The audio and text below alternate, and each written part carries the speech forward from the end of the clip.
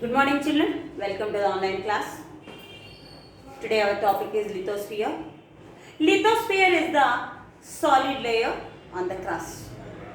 We live on this lithosphere. On this lithosphere we observe some landforms. These landforms are formed by some movements of the earth, by some movements of the lithosphere. In that there are slow movement and sudden movements. The slow movements lead to the formation of the crust, the movement of continental plates, and also even return to the mantle that we observe by slow movements. Whereas the sudden movements, including the eruption of volcanoes and earthquakes, these are very destructive and also cause much damage. And this also causes diversity and variation in landforms. Volcanoes are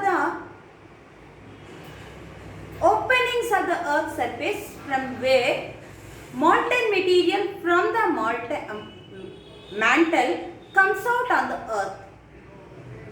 When these molten material which comes from the mantle comes out, it gives the shape of rocks. That only the formation of igneous rocks. And some of the material, it won't come out, and inside in the surface only it will form as a rocks. That is only we call as an intrusive landforms. And some of the material goes into the surface and it will cool down, then it will take into the form of extrusive landforms. Sometimes not all the rocks, but some of them are. Particularly the fishes come out from the volcano and they give the shape of some landform. That is only plateau shape. The best example in our India, that is Deccan Plateau. It is formed by the fissures comes out from the volcanoes. This is about slow movement and sudden movements. Then external forces. Through some external forces also we get some of the landforms, particularly basins, valleys, and all this we get. By the process of water and air, the landforms will be changed. That comes under third order landform. The agencies which play a vital role in this change of landforms are water and air. Through the process of weathering, erosion, transportation,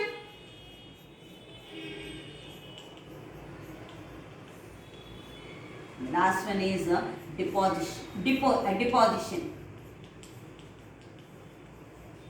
deposition. By this process we get some landforms. The process which are done by this weathering, erosion, transportation, deposition, we call that as a denudation process. What do we call? Denudation process. These are the parts of denudation. Through the denudation process it will happen. We discuss about weathering now. Weathering. The process of wearing away the top soil, that is only we call as a weathering. It wears away all the parts and it breaks into small rocks and small pieces. Then that is weathering. Erosion. We know erosion, soil erosion particularly by the water. When river water goes out now, then at the time, and by the air also, the top layer of the soil will be eroded. And next transportation. The eroded and by the weathering process, whatever erosion happened, it will be transported from one place to another place. That is we call as a transportation. Next, the last one, deposition. Deposition where when the river and water and air are transporting this all the materials, they are unable to hold for a long time. At the time, they deposit at one place. That is only deposition. By this process, we get plains and deltas. Plains and deltas. And now we will discuss about how the air and water will play out. What is their work in the formation of landforms.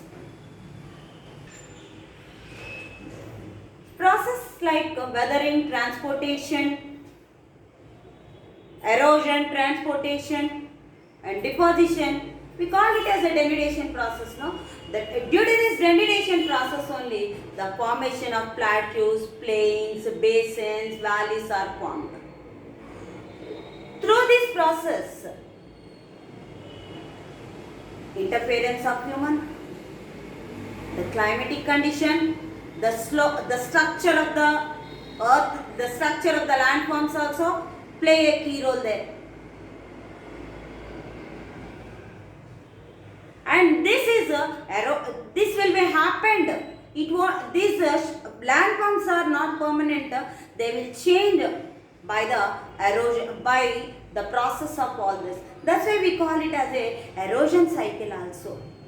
And in the next class, we will discuss about work of water, work of air, work of glaciers, how this will change the forms of our land in the next class. Thank you.